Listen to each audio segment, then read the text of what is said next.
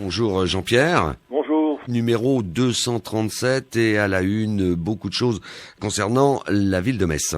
Oui, trois choses. Là, les deux locomotives, je vais dire inévitables, que sont la Nuit Blanche qui aura lieu donc demain.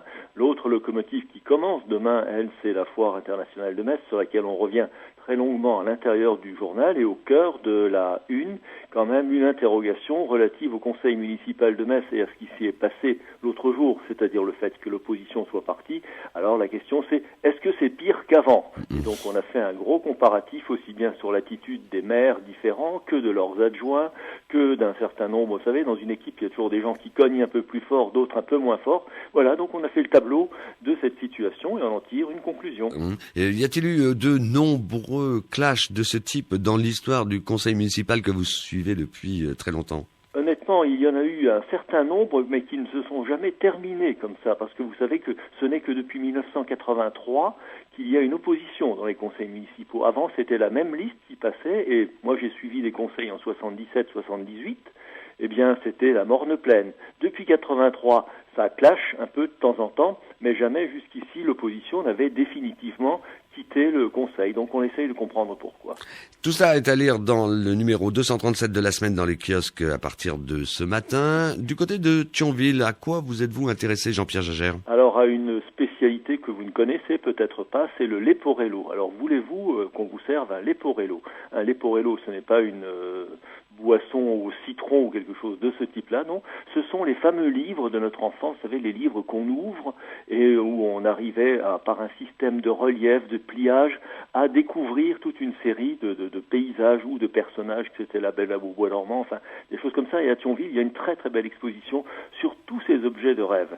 À Nancy, on passe à des choses plus sérieuses, dit-on, même si là aussi parfois il y a de la mise en scène.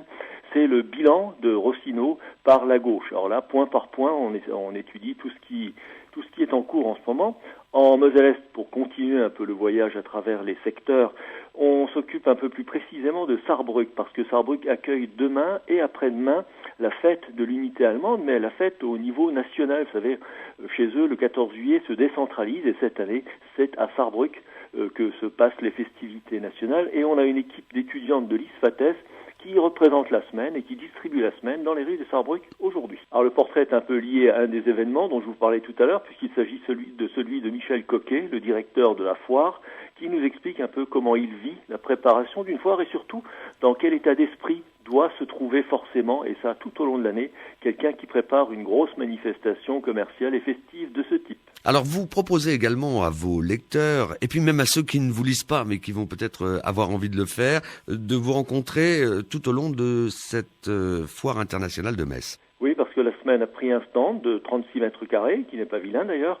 On va y proposer bien sûr un certain nombre d'animations, de gagner un voyage au Sri Lanka, de gagner des séjours gastronomiques, de découvrir aussi toute une série de photos aériennes que nous avons prises il y a 15 jours, je crois, lors des Montgolfiades de Metz, et puis surtout de venir discuter avec nous pour que nos lecteurs nous fassent aussi profiter de leur ressenti quand ils nous lisent et de leur expérience. Et puis vous renverrez évidemment, après la foire internationale de Metz, qui fermera quand même ses portes, les lecteurs sur le site internet où se poursuit le dialogue. Oui, alors là en ce moment sur le site internet ils sont complètement branchés Nuit Blanche, et je pense qu'ensuite ça va passer très vite sur la fête des lycéens. Enfin, internet vit à un rythme spécifique qui n'est pas celui d'un quotidien, qui n'est pas celui d'un hebdo, et c'est ce qui fait le charme de cette complémentarité, donc avec la semaine.fr.